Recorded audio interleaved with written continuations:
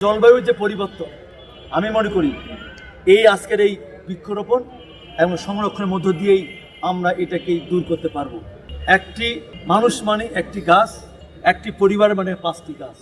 একটি প্রতিষ্ঠান, বিদ্যালয় হোক, কলেজ হোক, মসজিদ হোক, মন্দির হোক, সেটা আমি মনে করি আমরা সেই সবুজায়ন করব।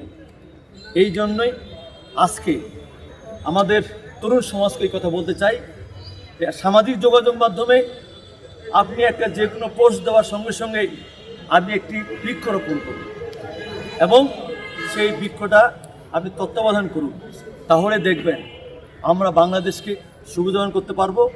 মাননীয় প্রধানমন্ত্রী তারেক রহমান আগামী দিনে যে 5 বছরে 25 কোটি যে বৃক্ষরোপণে পৌঁছে নিয়েছেন, তার মধ্য দিয়ে আমরা আমাদের লক্ষ্যে পৌঁছতে পারবো এবং এই বাংলাদেশকে আমরা জীববৈচিত্র্যের যে পরিবর্তনগুলো হচ্ছে সেই পরিবর্তনগুলো আমরা ইনশাআল্লাহ সেগুলো আমাদের সমাধান যেতে পারবো।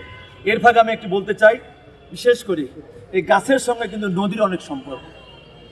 আপনি দেখবেন এই যে নদীর পাড়ে গাছ হবে, জলাশয়ের পাড়ে গাছ হবে, এতে নদীর পাড় শক্তিশালী হবে এবং নদীর সেই পাশগুলো আমাদের পানি ধারণ করার ক্ষমতা বৃদ্ধি পাবে, যার মধ্য দিয়ে আজকে যেভাবে আমাদের বিভিন্ন জায়গায় অতিবৃষ্টি, কোথাও খরা, কোথাও বন্যা হচ্ছে, এই যে জলবায়ুর যে পরিবর্তন আমি মনে করি এই আজকের এই বৃক্ষরোপণ এবং সংরক্ষণের মধ্য দিয়েই আমরা এটাকে দূর করতে পারবো।